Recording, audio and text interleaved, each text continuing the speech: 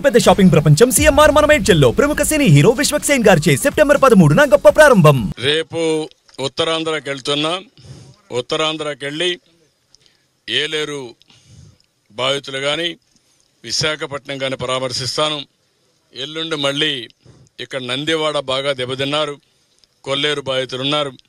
అదే మరి బాపట్ల దగ్గర లంక గ్రామాలన్నీ దెబ్బతిన్నాయి. ఏమూరు నియోజకవర్గం, ఆ నియోజకవర్గాల్లో వాళ్ళు కూడా పరామర్శించి ప్రభుత్వం ఏ విధంగా అయితే విజయవాడలో చేస్తున్నాం, గ్రామీణ ప్రాంతాల్లో కూడా వారికి కూడా న్యాయం చేయడం కోసం అన్ని విధాల ప్రయత్నం చేస్తున్నాం.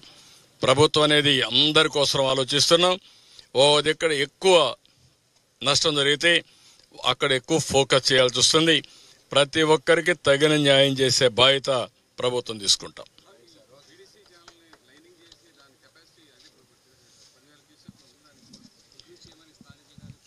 తప్పకుండా ఇది శాశ్వత పరిష్కార మార్గం చూపించాలి. ఈ కెనాల్ అంతా కూడా లైనింగ్ చేసి నీళ్లు ప్రాపర్గా పోయేట్టుగా, బుడమేరు డ్రైన్ కూడా కొల్లేరుకి వెళ్తుంది, దాన్ని కూడా పూర్తిగా ప్రక్షాళన చేయాల్సిన అవసరం ఉంది. బుడమేరు ఆపరేషన్ కూడా స్టార్ట్ అవుతుంది.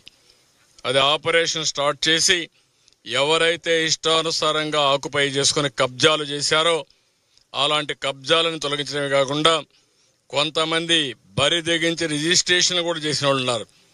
అలాంటివి కూడా అన్ని అనలైజ్ చేస్తాం. ఎక్కడైనా సరే తప్పు జరిగినట్టు సాక్ష్యాలు దొరికితే వాళ్ళని ఏ విధంగా ట్రీట్ చేయాలో చేస్తాం. దురదృష్టం ఏంటంటే ఈరోజు రాష్ట్రంలో నేరస్తులు రాజకీయ ముసుగులో మాట్లాడుతున్నారు. ఆ ముసుగు తొలగిస్తా. ఒకవేళ మీరు ముసుగేసుకొని వచ్చినా నేరస్తుల్ని నేరస్తులుగానే పరిగణిస్తాం తప్ప నేరస్తులు ముసుగేసుకొని వస్తే భయపడే సమస్య ఉండదు. ఆ విషయం మీరు గుర్తుపెట్టుకోవాలని హెచ్చరిస్తున్నా.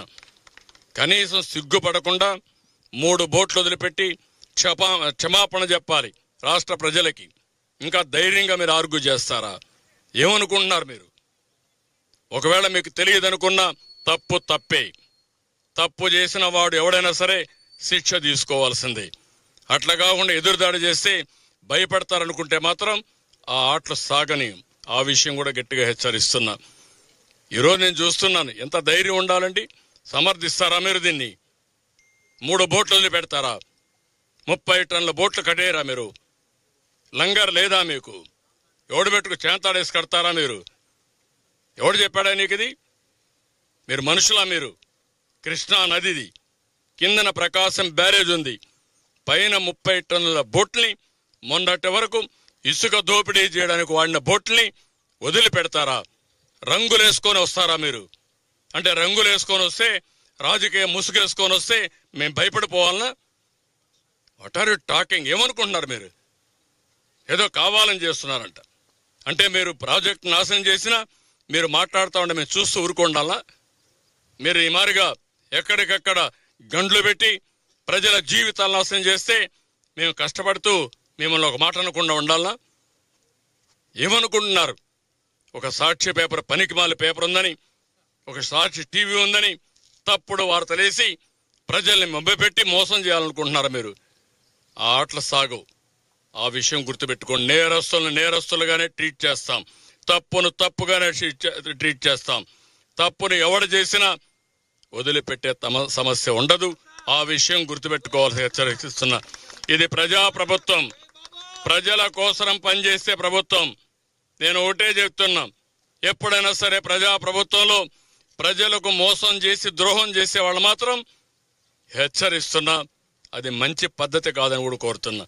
మీరు చేసే దుర్మార్గమైన కార్యక్రమానికి ఇన్ని వేల మంది సఫర్ కావాలి, ఇంతమంది మేమందరూ సేవలు చేయాలనా? మీరు ఇంకా దాడులు చేస్తారా? మీరు ఏమనుకుంటున్నారు మీరు? కాబట్టి ఆటలు వదిలిపెట్టండి, విన్యాసాలు వదిలిపెట్టండి. మీరు రాజకీయ ముసుగులో నేరస్తులు మాని మెయిన్ స్ట్రీమ్కి రండి. రాజకీయాల్లో మెయిన్ స్ట్రీమ్కి రండి. కరుడు గట్టిన నేరస్తులు ఎవరు కూడా మీ పార్టీలో కానీ ఎక్కడున్నా ఎవరిని వదిలిపెట్టం.